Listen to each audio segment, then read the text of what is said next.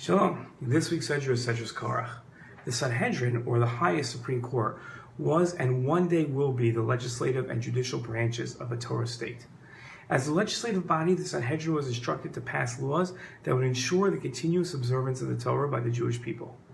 At times, these laws took the form of commandments, and at times as prohibitions.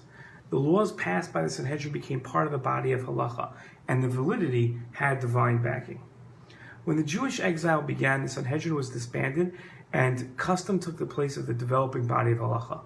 While each community created its own unique sets of practices, they all kept the same principles within the law. This created traditions that had the Jewish people expected to follow.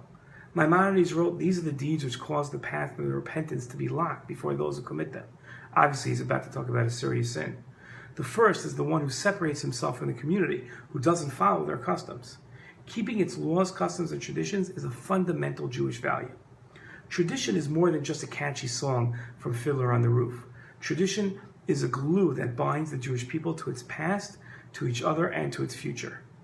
Keeping a set of ancient, unchanging laws and principles allows a people stability that sustains them for millennia.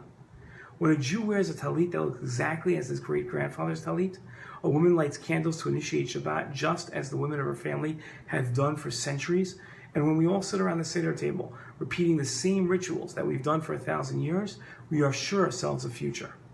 Unfortunately, human nature pushes people to think that they know better than their ancestors. A sense of obligatory progressiveness, an obsession with innovation, causes communities to abandon the ancient and create the new. This becomes a self-fulfilling destruction, as the one tradition that is passed down from generation to generation is to abandon its traditions. To guarantee a people's, a community's, and a family's continuum, traditions, customs, and laws need to be observed. Above all, humility is required. This week's Sedra showcases the arrogance of Korach.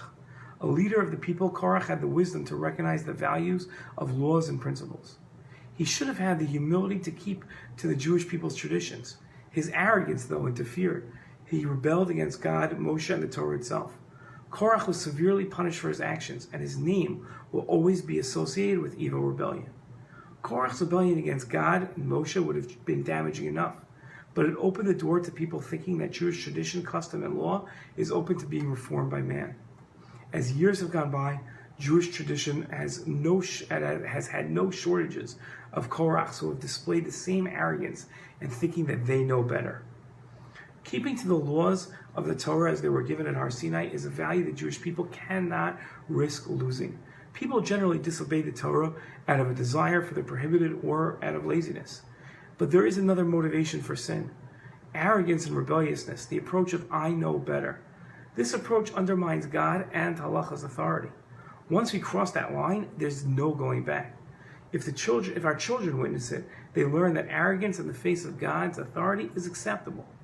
Slippery slide begins to undermine the Jewish people's future.